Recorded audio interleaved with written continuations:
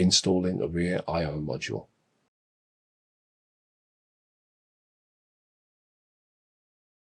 Align the screw holes on the rear I/O module with the screw holes on the bottom of the node, and then lower the rear I/O module and slightly push it toward the rear.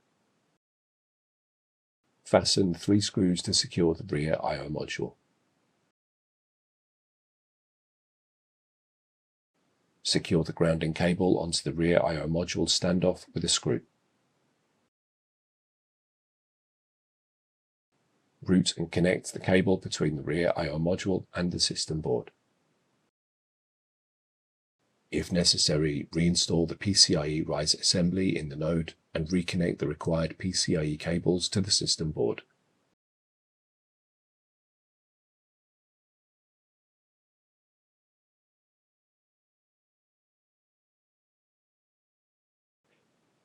If necessary, reinstall the GPU air duct. Make sure that all the required cables are routed and connected correctly, and then reinstall the top cover. Reinstall the node into the chassis.